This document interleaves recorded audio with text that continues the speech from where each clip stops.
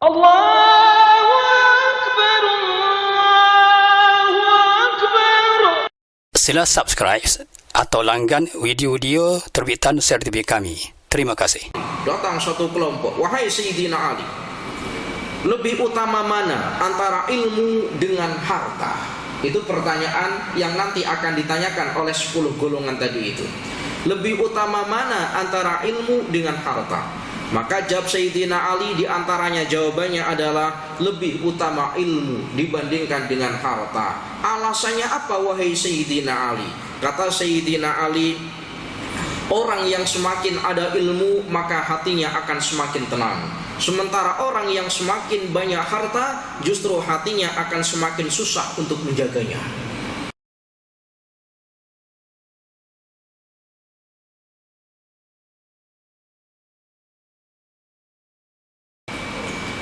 Bismillahirrahmanirrahim. Assalamualaikum warahmatullahi wabarakatuh. Alhamdulillahilladzi hadana bi ta'ati wa jazarna an ma'siyati wa ashhadu an la ilaha illallah iqraran bi wahdaniyati wa ashhadu anna Muhammadan abduhu wa rasuluh, amma ba'du. Hadirin jamaah muslimin wal muslimat rahimakumullah. Alhamdulillah, puji syukur kita kehadirat Allah atas segala nikmat-nikmat yang telah diberikan kepada kita, sehingga dengan nikmat-nikmat itu Allah masih memberikan kesempatan kepada kita untuk hadir di dalam masjidnya yang tidak lain disolati, guna melaksanakan ibadah sholat yang tentunya kita kerjakan dengan cara berjamaah. Semoga masjid yang sekarang kita duduk di dalamnya ini kelak di hadapan Allah akan bersaksi bahwa kita selama hidup di dunia termasuk golongan orang-orang yang soleh dan solehah. Allahumma amin amin ya rabbal alamin. Para jamaah yang dirahmati oleh Allah, di dalam kitab Nashaihul Ibad, kitab yang ditulis oleh Syekh Nawawi Al-Bantani, kitab yang biasa kita baca tiap-tiap malam Sabtu atau Jumat malam Sabtu, yang sempat beberapa minggu yang lalu Ustaz tak boleh hadir. Ustaz nak minta maaf yang sebesar-besarnya. Diriwayatkan daripada Sayyidina Ali bin Abi Thalib radhiyallahu an, "Man lam yakun 'indahu sunnatullahi wa sunnatu rasulihi wa sunnatu awliyaihi falaysa fi yadihi syai'un." Sayyidina Ali meriwayatkan, "Man lam yakun 'indahu sunnatullahi", sesiapa yang atas dirinya tidak ada sunnatullah, wa sunnatu rasulihi, dan ketiadaan sunnah Rasulullah, wa sunnatu awliyaihi, dan sunnah-sunnah kekasih Allah, falaysa fi yadihi syai'un, maka tidaklah berada di tangannya sesuatu apapun. Maknanya dia tidak mempunyai sesuatu apapun. Sesiapa yang pada dirinya tidak punya sunnatullah, tidak punya sunnah Rasulullah, dan tidak ada sunnah daripada wali-wali Allah atau kekasih-kekasih Allah, maka terhadap dirinya tidak ada sesuatu, kata Sayyidina Ali. Lalu Sayyidina Ali pun ditanya, ma sunnatullah, apa itu sunnatullah, itu apa? Lalu Sayyidina Ali menjawab, ma sunnatullah, wahai Sayyidina Ali, apa yang dinamakan dengan sunnatullah? Maka Sayyidina Ali pun menjawab, qala kitmanus sirri, yang dinamakan dengan sunnatullah adalah kitmanus sirri, yaitu menyimpan rahasia. Menyimpan rahasia. Para jamaah yang dirahmati oleh Allah, menyimpan rahasia maknanya menyembunyikan rahasia. Lalu apa hukumnya menyimpan rahasia? Di dalam kitab Ihya Al-Ulumuddin, Imam Al-Ghazali mengatakan hukumnya wajib. Kalau menyimpan rahasia hukumnya wajib, lalu bagaimana kalau membuka rahasia? Ya tentu hukumnya haram. Menyimpannya wajib, kemudian membukanya hukumnya haram. Di dalam kitab Ihya al-Ulumuddin, Imam Al-Ghazali mengatakan ifsa'us sirri wa huwa manhiyun anhu lima fihi. Ifsa'us sirri, membuka rahasia orang lain. Di sini bahasanya apa? Membuka rahasia orang lain ya. Menyampaikan atau membuka rahasia orang lain, wa huwa manhiyun anhu lima fihi. Itu hukumnya dilarang di dalam agama. Kenapa membuka rahasia orang lain itu hukumnya dilarang oleh agama? Alasan Imam Al-Ghazali, li'annahu minal idza'i wat tahawuni bihaqqil ma'arifi wal istiqa'i.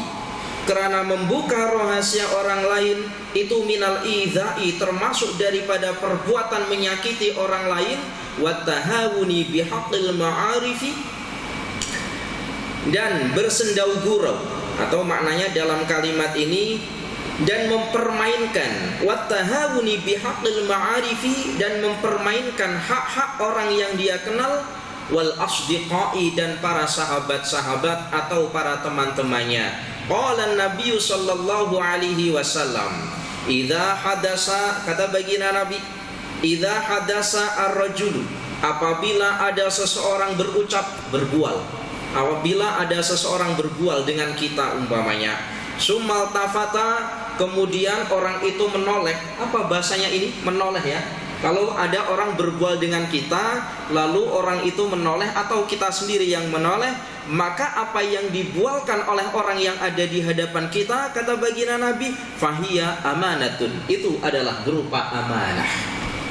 Boleh difahami ya ini ya. Bila kita berbual dengan orang lain, berhadap-hadapan, lalu kemudian salah satunya itu menolehkan wajahnya. Bermakna apa menolehkan wajah? Itu bermakna menyudahi daripada apa yang dia bualkan. Maka selama apa yang dia bualkan, kata baginda Nabi, fahiya amanatun, itu adalah amanah yang tidak boleh kita sampaikan kepada orang lain.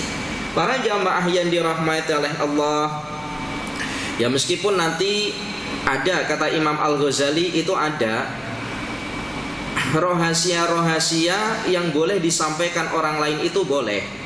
Yang tidak boleh disampaikan kepada orang lain adalah apabila rahasia tersebut itu ada idror. Mananya idror adalah bahaya. Apabila disampaikan kepada orang lain itu ada bahayanya, bahaya terhadap diri orang yang disampaikan atau terhadap orang lain, maka hukumnya haram. Tapi kalau rahasia-rahasia yang sifatnya apabila disampaikan kepada orang lain justru adanya maslahah atau adanya kebaikan, maka justru diperbolehkan. Contohnya apa? Contohnya macam ini, contohnya ada orang yang orang itu menghafal Al-Quran baru satu tahun memulai hafalannya sudah hafal 30 juzuk, luar biasa. Lalu ditanya, rahasianya apa? Nah ini rahasianya apa? Boleh hafal Al-Quran, 1 tahun menghafalkan Al-Quran, tapi boleh terus hafal 30 juzuk. 1 tahun hafal 30 juzuk, luar biasa. Kalau kita macam mana? 1 tahun bukan hafal 30 juzuk, tapi hafal juzuk 30. Ini kita. Nah ini para jamaah yang dirahmati oleh Allah, lalu disampaikan rahasia-rahasianya. Yang demikian ini tidak mengapa. Rahasia ini bila kita sampaikan di hadapan umat tidak mengapa, karena adanya maslahah, adanya kebaikan, bukan idror atau bahaya terhadap orang yang mempunyai rahasia. Para jamaah yang dirahmati oleh Allah, para jamaah yang dirahmati oleh Allah, baginda Nabi Muhammad sallallahu alaihi wasallam, baginda Nabi sampaikan, wa qala mutlaqal hadisi bainakum amanatun. Baginda Nabi sallallahu alaihi wasallam secara mutlak bersabda, perbualan atau percakapan di antara kalian amanatun, itu merupakan amanah, kata baginda Nabi. Jadi bila kita berbual atau bercakap dengan orang lain, maka apa yang dibualkan itu merupakan amanah secara mutlak, kata baginda Nabi. Wa qala Al-Hasan, berkatalah siapa Al-Hasan, inna minal khiyanati, termasuk di antara perkara-perkara yang boleh disebut dengan khianat. Termasuk perkara-perkara yang boleh disebut dengan khianat adalah antahdisa bisirri akhika, apabila menyampaikan rahasia-rahasia saudaramu, itu dinamakan dengan khianat. Masya Allah, hati-hati yang demikian para jamaah. Para jamaah yang dirahmati oleh Allah, saya pernah mendengar satu nasihat daripada salah seorang ustadz yang memberikan nasihat begini. Ketika seseorang dititipi uang, untuk diberikan kepada orang lain, maka jangan berharap uang itu bertambah, banyaknya berkurang uang itu. Tapi kalau seseorang dititipi suatu ucapan untuk disampaikan kepada orang lain, jangan berharap ucapan itu berkurang, yang ada justru bertambah. Betul apa tidak kira-kira? Boleh paham ya kalimat ini ya? Bila seseorang itu dititipi, apa maknanya dititipi itu? Tuhan, tolong sampaikan kepada orang itu kalimat ini semisal. Ketika disampaikan kepada orang, itu kalimatnya tidak akan berkurang, yang ada justru bertambah yang ada. Tapi kalau seseorang dititipi uang, Tuhan tolong ini ada uang sekian, tolong berikan kepada orang itu, sampai orang itu kebanyakannya berkurang. Begitulah kalimatnya. Para jamaah yang dirahmati oleh Allah, ya wallahu alam, ini betul apa benar, ini betul apa salah. Para jamaah yang dirahmati oleh Allah, wa huwa haramun. Nah ini hukum menyampaikan rahasia kepada orang lain atau membuka rahasia, itu hukumnya apa? Imam Al-Ghazali di dalam kitab Ihya Ulumuddin mengatakan wa huwa haramun, hukumnya haram. Jadi menyampaikan atau membuka rahasia kepada orang lain itu hukumnya haram.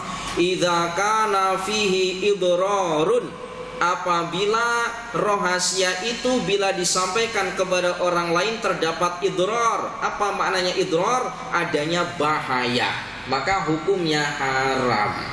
Umpama begini para jamaah, ini perihal tentang hukum fiqh. Tentang hukum fiqh, rahasia orang lain itu apakah berupa kalimat atau berupa ucapan? Itu jawabnya tidak. Perhatikan molek-molek. Rahasia yang diketahui oleh orang lain itu tidak harus berupa kalimat yang kita sampaikan kepada orang lain, itu tidak. Tetapi suatu perkara yang oleh orang lain lihat kepada diri kita, yang mana sepatutnya apa yang dilihat itu tidak boleh dilihat oleh orang lain, itu juga dinamakan dengan rahasia. Maka di dalam ketentuan batasan-batasan aurat ini, Ustadz larikan kepada ilmu fiqh. Batasan-batasan aurat seseorang, perempuan batasan auratnya sudah jelas, semua anggota badan kecuali wajah dengan telapak tangan. Aurat perempuan semua anggota badan kecuali wajah dan telapak tangan, itu kepada siapa yang tidak boleh melihatnya? Tentu kepada ajnabi, orang lain. Nah sekarang kalau perempuan sesama perempuan bagaimana? Bagaimana kalau perempuan sama perempuan? Maka dalam ilmu fiqh itu dibedakan.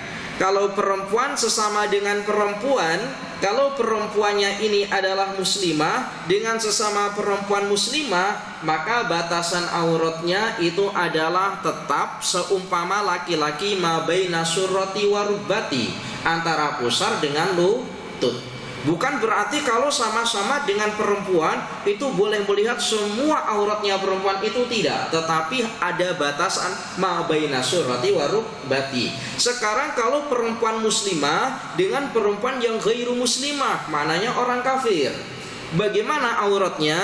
Apakah kemudian orang yang ghairu muslimah ini boleh melihat aurat perempuan? Jawabnya tidak. Seumpama laki-laki kepada perempuan, maka auratnya sama. Kenapa? Dikhawatirkan apabila perempuan yang ghairu muslimah itu melihat daripada auratnya perempuan tadi, dikhawatirkan akan memberikan kabar kepada orang-orang lain, karena orang yang ghairu muslimah disifati orang yang tidak amanah. Boleh paham ya kalimat ini ya? Boleh paham. Para jamaah yang dirahmati oleh Allah, jadi hati-hati yang demikian ini.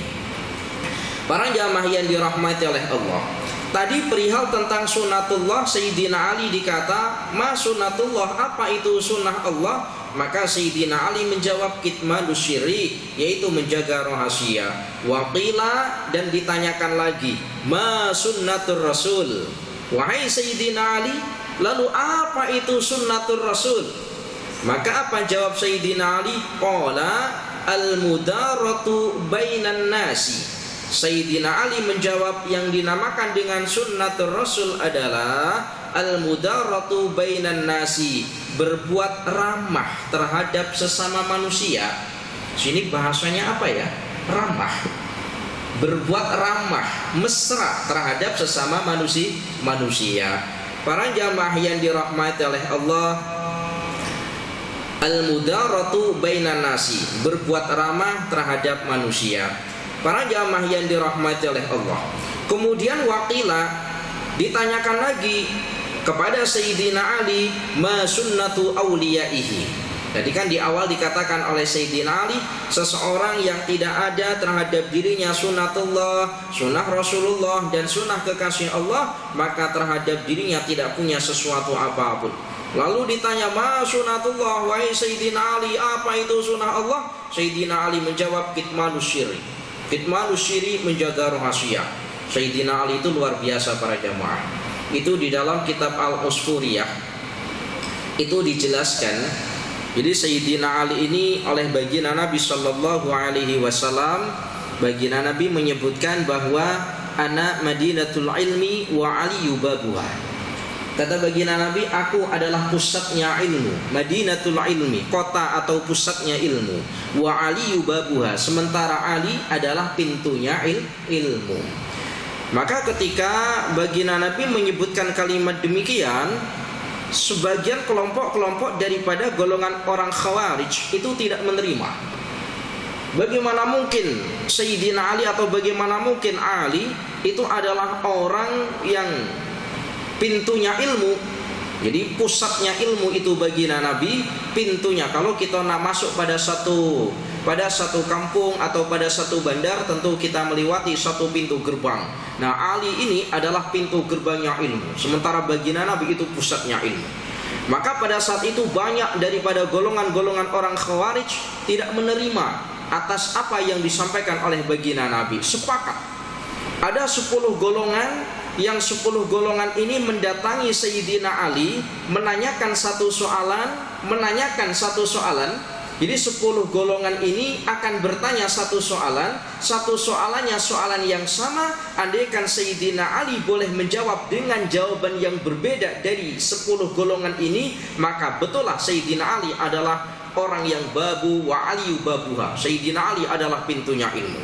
Jadi ada 10 golongan sepakat nak uji apakah betul Sayyidina Ali itu adalah betul-betul orang yang ahli ilmu. Kita tanya saja satu soalan, yang mana setiap golongan kita akan bertanya satu soalan yang sama. Jadi 10 golongan itu tanya satu soalan yang sama. Andaikan Sayyidina Ali boleh menjawab dengan jawaban yang berbeda, maka kita akui bahwa Sayyidina Ali adalah orang yang ahli ilmu.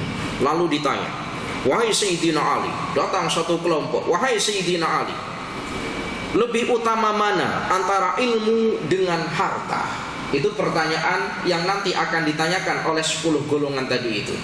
Lebih utama mana antara ilmu dengan harta?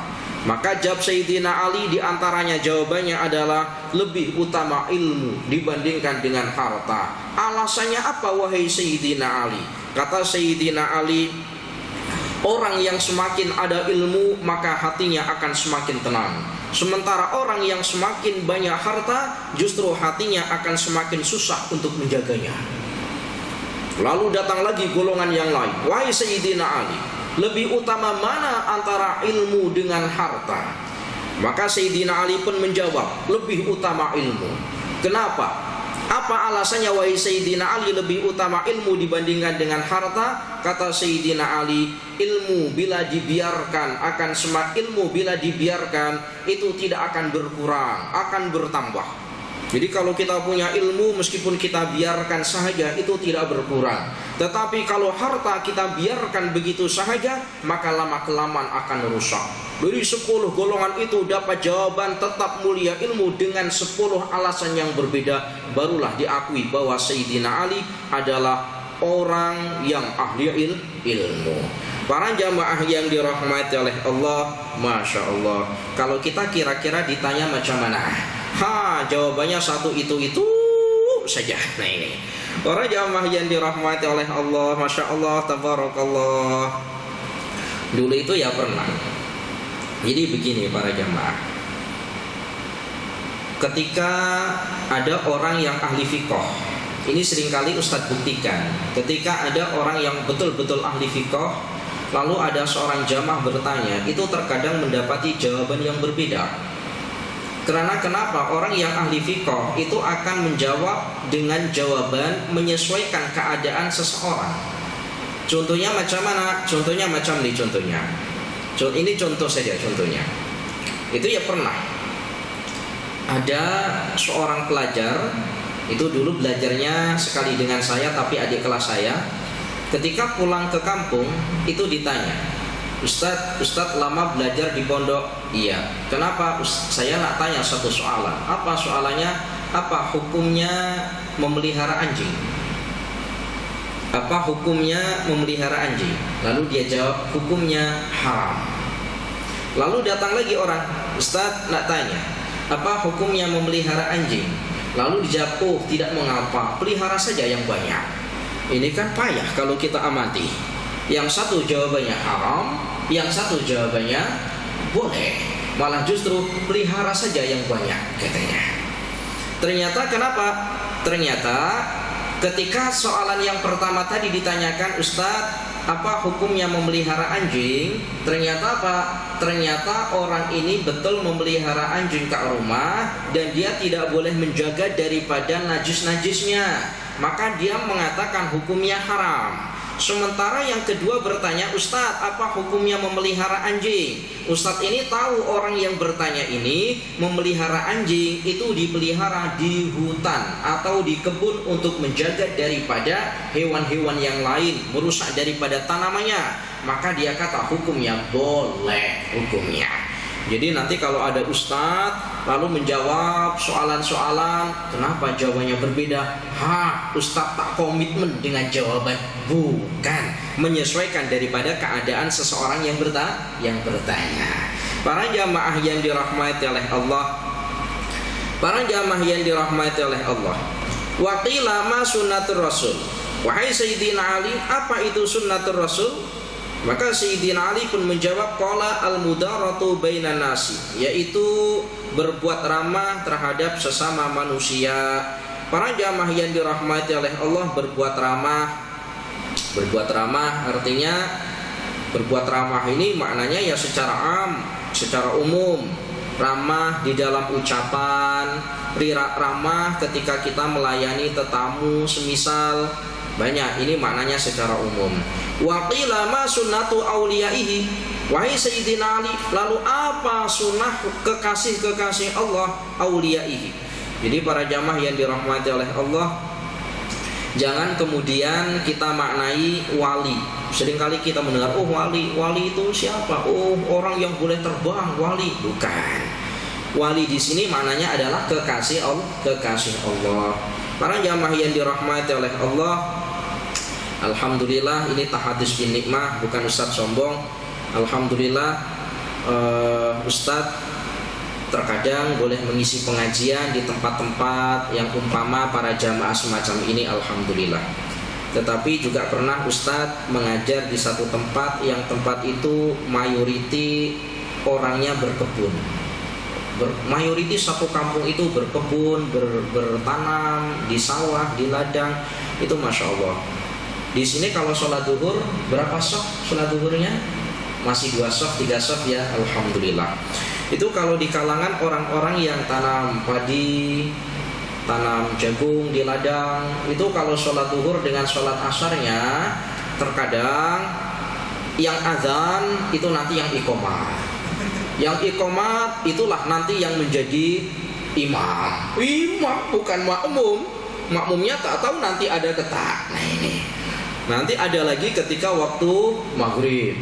Maghrib pun ketika waktu maghrib ketika sholat pun banyak ngantuk. Ini masya Allah. Jadi begini para jamaah, kita tidak boleh menyalahkan. Wah orang ini tak macam ini tak boleh. Kenapa? Sebab mereka pun juga ada tuntutan kewajiban, apalagi pada musim panen. Masya Allah. Nah, ini pengalaman. Para jamaah yang dirahmati oleh Allah, ini yang saya takutkan, dan saya takutkan sekali. Yang saya takutkan ketika nanti bulan Ramadan. Sepatutnya bulan Ramadan kita menyambut bulan dengan gembira. Kita nak melakukan puasa yang kita kerjakan 1 tahun sekali.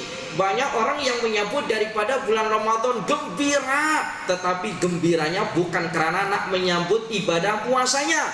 Gembira macam mana? Orang yang niaga gembira, alhamdulillah nanti bulan puasa boleh dapat laba banyak dengan niaganya. Ini salah. Paham ya ini ya? Alhamdulillah nanti kedai jualan boleh laku banyak. Ini salah. Gembira bulan Ramadan bukan semacam itu.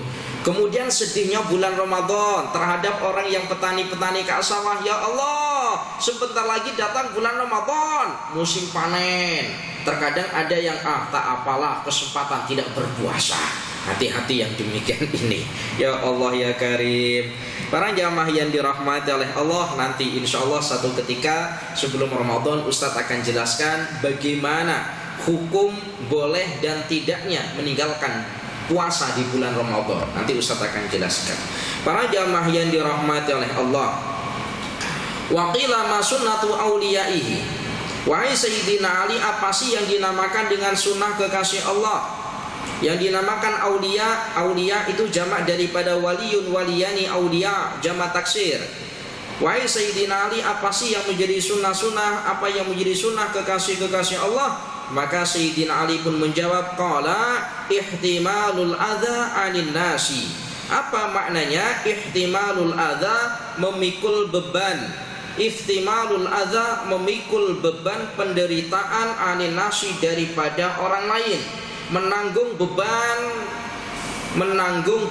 Apa bahasanya menanggung beban? Menanggung beban daripada orang lain. Kalau orang lain susah, maka kita pun juga ikut susah. Kalau ada orang lain perlu pertolongan, selagi kita boleh bantu, maka kita bantu. Maknanya apa? Kita menanggung daripada kesusahan orang lain, ikut merasakan daripada kesusahan orang lain. Para jamaah yang dirahmati oleh Allah, Ustadz, apakah menanggung kesusahan orang lain itu harus berupa kita berikan makanan? Apakah harus kita memberikan uang? Jawabnya tidak. Kalau kita boleh berikan uang, silahkan kita boleh berikan uang. Kalau kita nak berikan makanan, silahkan boleh kita berikan makanan. Kalau kita tak boleh keduanya, macam mana? Maka kita mohonkan kepada Allah supaya orang itu oleh Allah diberikan kesabaran. Para jamaah yang dirahmati oleh Allah, ya termasuk pernah para jamaah yang dirahmati oleh Allah menanggung beban atau kesusahan orang lain. Itu ada seorang guru yang menerangkan tidak harus berupa materi. Bila kita punya ilmu atau punya ilmu lah. Apabila kita punya ilmu, kemudian kita tidak kedengkut dengan ilmu kita, ada orang yang memerlukan, kemudian kita membagi daripada ilmu kita, itu termasuk ihtimalul adza 'anil nasi, termasuk menanggung kesusahan daripada orang lain. Para jamaah yang dirahmati oleh Allah,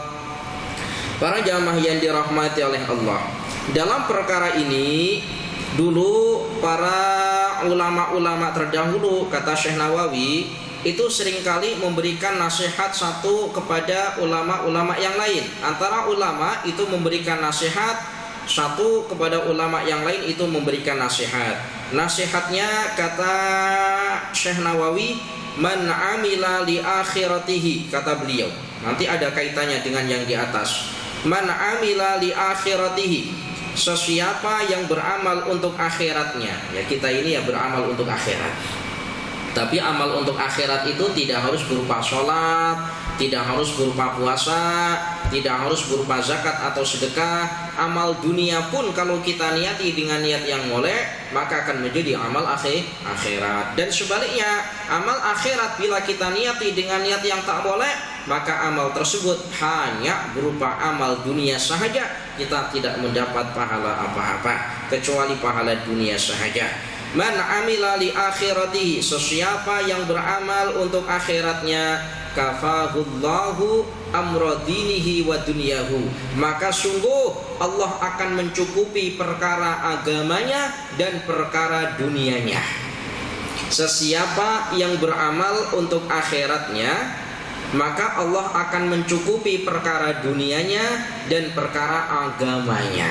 Para jamaah yang dirahmati oleh Allah, sesiapa yang beramal untuk akhiratnya, maka Allah akan mencukupi perkara agama dan dunianya. Para jamaah yang dirahmati oleh Allah, ini ada satu kisah. Ini mungkin menjadi pembelajaran terhadap diri kita. Ada satu kisah di kampung Ambung, itu ada seorang non muslim, bukan orang muslim, itu satu rumah. Jadi satu kampung ada satu rumah, tapi orang rumah ini bukan orang muslim. Nah, di kampung Ambu ini kalau setiap malam Jumat itu ada tahlil. Tahlilnya itu bukan di masjid, tapi tahlilnya itu di kampung-kampung. Dari rumah satu malam ini di rumah ini, nanti malam Jumat hadapan pindah lagi di rumah ini. Dan selalunya kalau baca tahlil dekat rumah-rumah orang kampung itu biasanya disuguhkan makanan. Ada makanan baik kue ataupun biasa makanan kayak gitulah. Masya Allah tabarakallah, orang yang bukan muslim ini daripada suami atau kepala keluarganya itu setiap tahlil itu ikut hadir. Lalu baca tahlil ikut hadir sahaja. Alasannya apa? Alasannya katanya suka kalau makan bersama dengan orang-orang muslim katanya. Ya Allah ya Karim, ya semogalah Allah bukakan pintu hidayah. Itu kalau ada acara tahlil, dijemput kok tak dijemput hadir. Itu orang ya satu kampung, ya enggak mengapa. Para jamaah yang dirahmati oleh Allah, man amila li akhiratihi kafahullahu amra dinihi wa dunyahu. Sesiapa yang beramal untuk akhiratnya, maka Allah akan mencukupi perkara agama dan dunianya. Wa man ahsana sariratahu ahsanallahu alaniyatahu. Dan sesiapa yang memperbaiki batinnya, maka Allah pun akan memperbaiki zahirnya. Sesiapa yang memperbaiki batinnya, maka Allah akan memperbaiki zahirnya. Maknanya macam mana? Para jamaah yang dirahmati oleh Allah, kita beramal, yang pertama berupa sholat, yang kedua berupa zakat, kemudian yang ketiga berupa puasa, kemudian haji. Itu semuanya adalah amal-amal yang sifatnya zahir.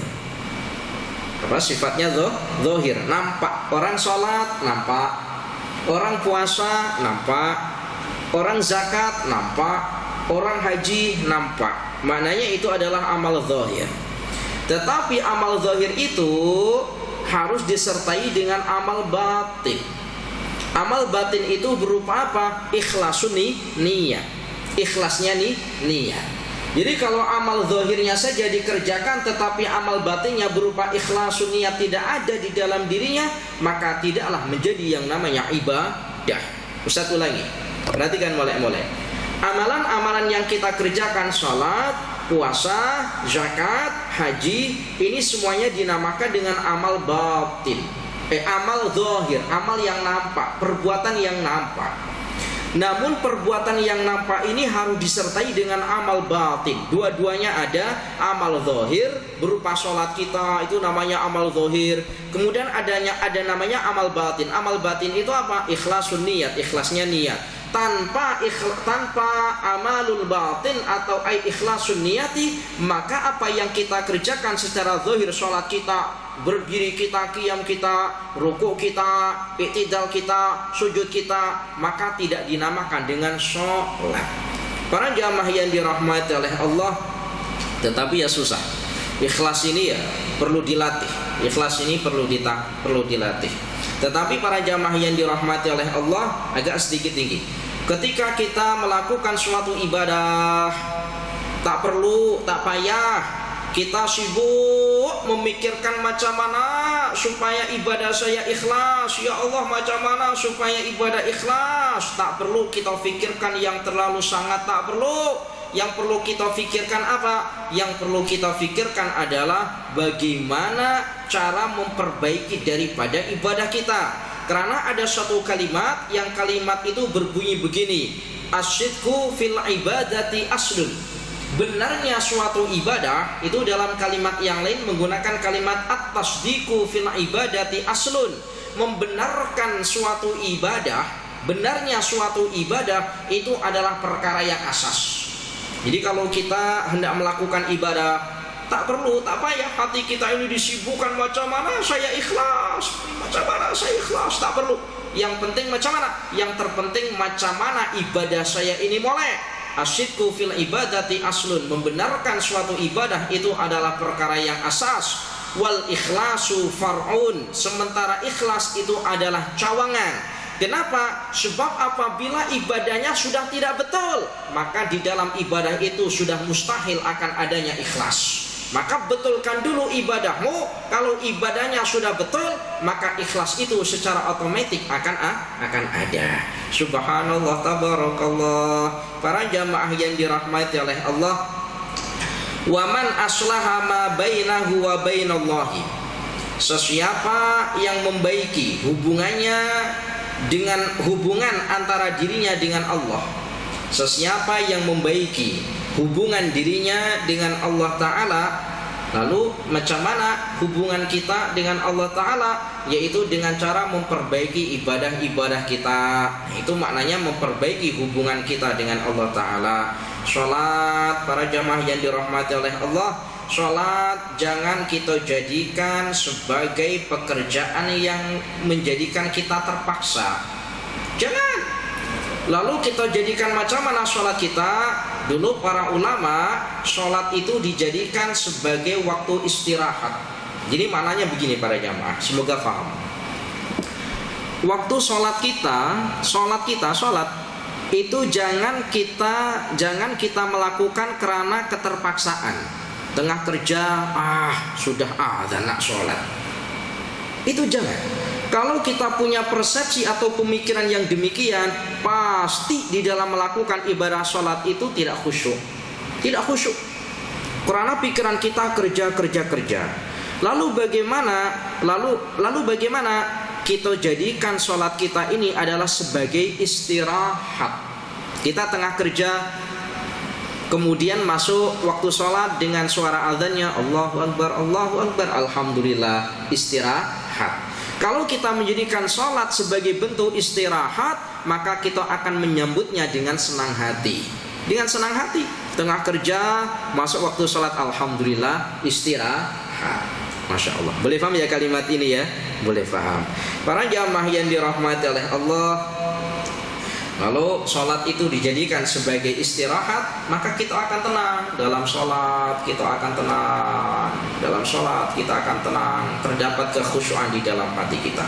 Para jamaah yang dirahmati oleh Allah, wa man aslaha ma bainahu wa bainallahi. Sesiapa yang membaiki hubungannya dengan Allah Ta'ala, sholatnya diperbaiki, puasanya diperbaiki. Ini sebentar lagi puasa para jamaah yang dirahmati oleh Allah. InsyaAllah semoga kita mendapati daripada bulan ini, daripada bulan Sya'ban, daripada bulan Rajab, kemudian kita mendapati daripada bulan Ramadan. Amin ya rabbal alamin. Wa man aslaha ma bainahu wa bainallahi. Sesiapa yang membaiki hubungannya dengan Allah Ta'ala, aslahallahu, maka Allah akan membaiki ma bainahu wa bainan nasi. Allah akan membaiki hubungannya antara dirinya dengan orang lain, dengan sesama manusia. Sesiapa yang membaiki hubungannya dengan Allah Ta'ala, maka Allah pun akan memperbaiki hubungannya dengan orang lain. Para jamaah yang dirahmati oleh Allah, tengah kita tengah duduk-duduk di kedai kopi. Ini contoh. Tengah duduk-duduk di kedai kopi dengan kawan-kawan kita. Kemudian dikumandangkan azan ibadah sholat, insyaallah akbar, Allahu akbar. Lalu kita kata, minta maaf, aku nak pergi ke masjid. Ustaz nak tanya, kira-kira ketika kita duduk dengan teman-teman kita, dengan kawan-kawan kita dekat kedai kopi, lalu mendengar suara azan, lalu kita berpamit, minta maaf, aku nak minta izin pergi ke masjid. Pertanyaannya, kira-kira kawan-kawan kita itu marah ke tak? Kira-kira tak marah ya? Tak marah. Subhanallah. Orang yang membaiki hubungan dengan Allah Ta'ala, maka Allah akan membaiki hubungannya ia dengan sesama manusia. Mungkin akan ditiru oleh kawan-kawannya. Tapi sebaliknya, ketika ada pengajian macam ini, ketika kita tengah berzikir selepas ibadah sholat berjamaah, lalu kita kata dengan kawan kita, minta maaf ya, nak pergi dulu daripada pengajian, nak minta maaf ya, nak undur diri daripada majelis tahlil, nak pergi mana? Nak pergi dekat kedai kopi. Kira-kira marah ke tak kita? Oh, orang ini kurang ajar betul. Marah. Betul ya? Masya Allah. Maka hubungan kita dengan Allah kita baiki terlebih dahulu. Wa insya Allah hubungan kita dengan orang lain Allah pun akan membaikinya. Para jamaah yang dirahmati oleh Allah, nasihat yang kedua di dalam kitab Nasaitul Ibad sama riwayat yang diriwayatkan daripada Sayyidina Ali radhiyallahu an, kun indallahi khairan nasi, kata Sayyidina Ali, wa kun indan nafsi syarran nasi, wa kun indan nasi rajulan minan nasi. Apa ini maknanya? Ini dalam sekali maknanya. Kun indallahi khairan nasi, jadilah engkau orang yang paling baik. Kun indallahi khairan nasi, jadilah engkau orang yang paling baik menurut Allah Ta'ala. Kun indallahi khairan nasi, jadilah engkau orang yang paling baik menurut Allah Ta'ala. Kita ingat ada satu hadis, sebaik-baik manusia khairun nas anfa'uhum linnas. Sebaik-baik manusia adalah orang yang boleh berguna untuk manusia yang lain. Para jamaah yang dirahmati oleh Allah. Wa kun indan nafsi syarrun nasi. Ustaz ulangi ini. Ini kalimatnya agak sedikit dalam. Kun indallahi khairan nasi, jadilah engkau orang yang paling baik menurut Allah Ta'ala. Yang tahu ya sudahlah, kebaikan kita yang tahu hanya Allah Ta'ala. Allah lah yang menilai daripada derajat amal-amal seorang hamba. Maka kita berlomba-lomba untuk menjadikan baik di hadapan Allah Ta'ala. Wa kun indan nafsi syarran nasi.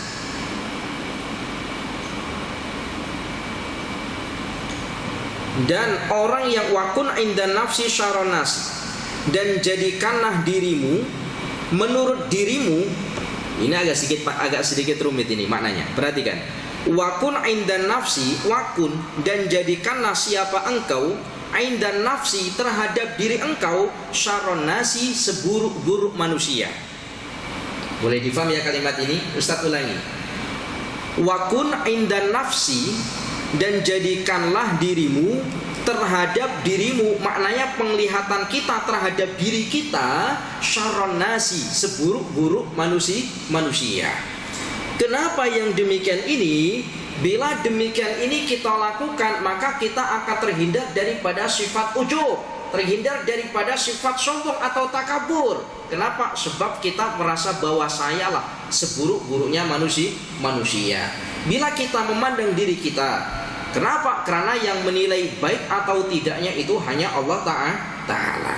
Para jamaah yang dirahmati oleh Allah, wakun indan nasi. Nah ini, wakun indan nasi, dan jadikanlah penglihatan di antara manusia. Jadi ketika kita dilihat oleh orang lain, rajulan minan nasi, sebagai manusia biasa. Boleh paham ya kalimat ini ya? Ini agak tinggi. Ustaz ulangi ya, Ustaz ulangi. Perhatikan mulai betul. Kun indallahi khairan nasi, jadikan dirimu dilihat oleh Allah itu adalah sebaik-baik manusia. Wa kun indan nafsi syarron nasi, dan jadikanlah dirimu ketika engkau melihat dirimu sendiri adalah seburuk-buruk manusia. Karena dengan demikian engkau akan terhindar daripada sifat takabur, daripada sifat sombong. Wa kun indan nasi rajulan minan nasi, dan jadikan dirimu ketika dilihat oleh orang lain sebagai rajulan minan nasi, sebagai orang yang dia biasa. Maknanya apa? Tidak menampakkan kelebihan, juga tidak menampakkan kekurangan, biasa-biasa saja di hadapan orang lain. Biar Allah sahaja yang menilai. Para jamaah yang dirahmati oleh Allah, Syekh Abdul Qadir Al-Jailani pernah mengatakan di dalam keterangannya, beliau mengatakan, apabila engkau menjumpai seseorang yang lebih utama darimu, apabila engkau menjumpai seseorang yang lebih utama ini maknanya lebih afdal, lebih alim dibandingkan dengan dirimu, maka berucaplah di dalam dirimu, boleh jadi ia menurut Allah lebih bagus daripada aku dan lebih molek derajatnya dibandingkan dengan aku. Kata Syekh Abdul Qadir Al-Jailani, jadi bila kita berjumpa, seumpama kita ini, kita ini adalah orang yang ahli ibadah, lalu kita berjumpa dengan sesama orang yang ahli ibadah, maka macam mana, apa yang perlu kita kata terhadap diri kita? Maka katakanlah terhadap diri kita, boleh jadi orang ini yang ahli ibadah ini adalah orang yang lebih molek ibadahnya dibandingkan dengan saya. Kita tak boleh mengatakan saya lebih molek ibadahnya dibandingkan dengan orang ini. Para jamaah yang dirahmati oleh Allah, kemudian Syekh Abdul Qadir Al-Jailani juga mengatakan, jika engkau berjumpa dengan kanak-kanak atau orang kecil, kita jumpa, kita ini kan usianya sudah tua ke belum kita kira-kira? Dah tua ya, dah tua. Kita bila berjumpa dengan kanak-kanak atau dengan budak-budak, dengan kanak-kanak kecil, maka macam mana? Kata Syekh Abdul Qadir Al-Jailani, beliau mengatakan, maka ucapkanlah di dalam dirimu, anak ini atau budak ini belum durhaka kepada Allah Ta'ala, belum pernah melakukan maksiat kepada Allah Ta'ala, tapi aku yang dewasa ini tentu orang yang lahirnya lebih dulu dibandingkan dengan budak ini, tentu aku lebih banyak maksiatnya, sehingga kita terhindar daripada sifat sombong terhadap kanak-kanak atau orang yang usianya ada di bawah kita. Kemudian para jamaah yang dirahmati oleh Allah, kemudian Syekh Abdul Qadir Al-Jailani mengatakan, bila engkau berjumpa dengan orang bodoh, orang jahil, apa yang perlu kita katakan terhadap diri kita? Kita ini, umpama kita ini orang yang ahli ilmu, lalu berjumpa dengan orang jahil, apa yang perlu kita katakan terhadap diri kita supaya kita tidak sombong, supaya kita tidak takabur dengan orang yang jahil tadi itu? Maka yang perlu kita katakan adalah, orang jahil ini ketika dia berbuat kesalahan, maka kesalahan yang dia buat itu disebabkan karena kebodohannya. Allah ampuni daripada kesalahannya. Sementara aku orang yang ahli ilmu, ketika aku berbuat salah, maka kesalahan itu, kesalahan yang aku kerjakan bukan karena kebodohanku, tetapi karena kesengajaan. Maka aku nanti di akhirat akan dihisab oleh Allah, karena tahu bahwa perkara itu perkara salah. Akhirnya kita tidak sombong dengan ilmu kita. Lalu Syekh Abdul Qadir Al-Jailani pun mengatakan, bila kita berjumpa dengan orang yang kufar sekalipun, orang yang bukan muslim sekalipun, lalu macam mana? Maka beliau mengatakan, supaya kita tidak sombong, maka kita mengatakan pada diri kita sendiri, ya Allah, boleh jadi ketika orang yang bukan muslim ini, boleh jadi ketika nanti akhir hayatnya dia mati dalam keadaan husnul khatimah, engkau bukakan pintu hidayah terhadap dirinya. Dan saya yang sekarang ini sudah ahli ilmu, saya yang sekarang ini sudah ahli ibadah, belum tentu ketika mati dalam keadaan husnul khatimah. Masya Allah. Kalau kita punya mindset atau pemikiran yang demikian, bila kita berjumpa dengan siapa sahaja, maka kita akan terhindar daripada sifat sombong. Subhanallah, tabarakallah. Para jamaah yang dirahmati oleh Allah, cukup, insyaallah kita lanjutkan pada pertemuan minggu hadapan. Diriwayatkan bahwa Allah Ta'ala pernah menurunkan wahyu kepada Nabi Uzair. Ya Uzair, Uzair ini siapa? Nabi Uzair ini, wa insyaallah keterangannya, siapakah Nabi Uzair? Nabi Uzair ini adalah nabi yang hidup di antara Nabi Sulaiman dengan Nabi Zakaria. Itu Nabi Uzair. Tetapi bukan termasuk asma'un nabi yang wajib untuk kita ketahui. Jadi Nabi Uzair itu adalah seorang nabi yang hidup pada zaman Nabi Sulaiman, di antara Nabi Sulaiman dengan Nabi Zakaria. Itu Nabi Uzair. Ya Uzairu, idza adznabta dzamban saghiran fala tanzur ila sigharihi wanzur ila man adznabta lahu. Wahai Uzair, apabila engkau berbuat dosa kecil, maka jangan engkau lihat dosanya, tetapi engkau lihat kepada siapa engkau berbuat dosa. Wa insyaallah Ustaz akan sampaikan pada minggu yang akan datang insyaallah. Al-afu minkum. Boleh. Bagaimana kalau kita dengan Allah,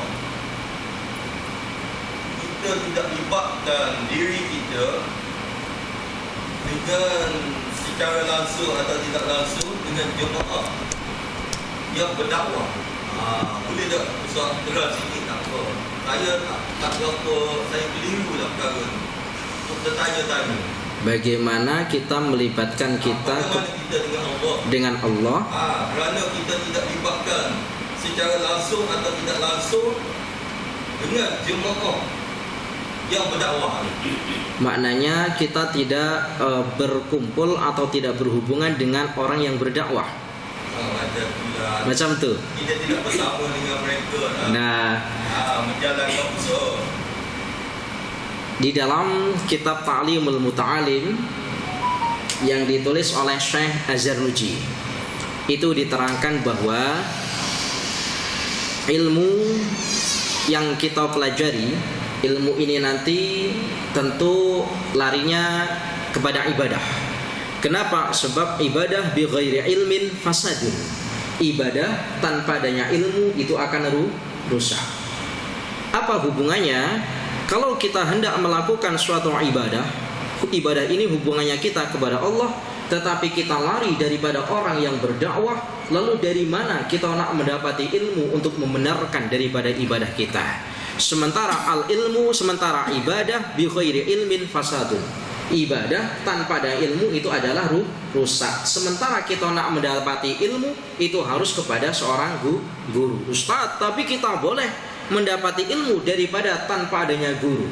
Syekh Az-Zarnuji pernah mengatakan sama di dalam kitabnya Ta'limul Muta'alim, orang yang belajar ilmu tanpa adanya guru, maka gurunya adalah syaitan. Maknanya gurunya adalah syaitan macam mana? Fikrah ataupun fikirannya boleh dikelirukan. Contohnya macam mana boleh dikelirukan? Ada satu hikayah yang hikayah itu begini. Ada orang ahli ibadah, hari-hari ibadah sholat berjamaah. Kemudian ketika dia melaksanakan sholat berjamaah, sudah aktif sholat berjamaah, lalu fikrahnya dikelirukan. Ya Allah, ketika saya sholat itu sepatutnya kan saya menghadap kepada Engkau ya Allah.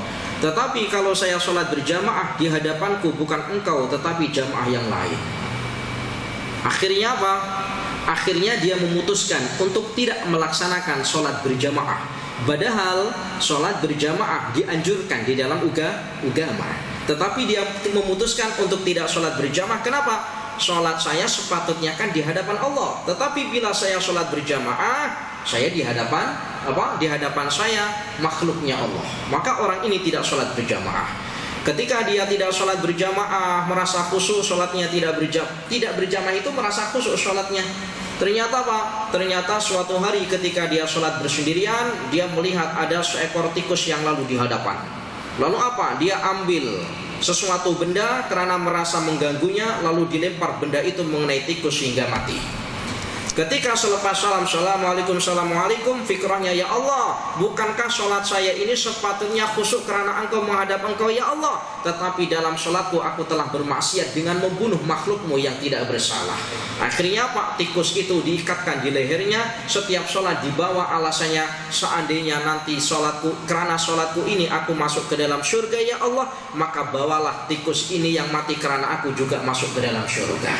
Artinya apa? Al-ibadatu bi khairi ilmin fasadun. Ibadah tanpa adanya ilmu itu rusak. Sementara kita nak mendapati ilmu, hendaklah dengan seorang guru. Kenapa? Belajar ilmu tanpa guru, kata Syekh Az-Zarnuji, bukan saya, gurunya adalah syaitan. Gurunya syaitan maknanya macam mana? Bukan berarti kemudian syaitan datang di hadapan kita lalu mengajar kita, bukan. Tetapi fikrah kita yang mudah untuk dikelirukan. Macam itu. Jadi tetap Maknanya macam mana? Untuk kita taqarrub, mendekatkan diri kepada Allah Ta'ala, hubungan kita kepada Allah Ta'ala, apakah kita perlu kepada pendai atau kepada seorang guru untuk menuntun kita menuju kepada jalan Allah? Tetap, jawabannya? Tetap diperlukan. Maka kalau dalam bahasa ilmu tasawuf itu ada yang dinamakan dengan thariqah. Ada thariqah. Pernah ya dengar istilah thariqah? Thariqah itu apa? Thariqah itu artinya jalan. Thariqah yang satu dengan thariqah yang lain. Ada thariqah Asadzili, ada thariqah At-Tijani, dan banyak thariqah yang lain, tapi tujuannya sama. Thariqah itu artinya jalan untuk menuju kepada Allah Ta'ala. Apakah tetap diperlukan kepada seorang da'i? Jawabnya tetap diperlukan. Kecuali kalau semisal kita sudah punya asas. Asas itu maknanya macam mana? Sudah punya pondasi atau dasar-dasar keilmuan. Kemudian kita belajar berseorangan. Tidak mengapa yang demikian, asalkan punya asas. Paham ya ini ya? Punya asas. Boleh paham ya Ustaz? Paham? Alhamdulillah. Cukup ya? Cukup. Al-afu minkum, ihdinas siratal mustaqim. Assalamualaikum warahmatullahi wabarakatuh.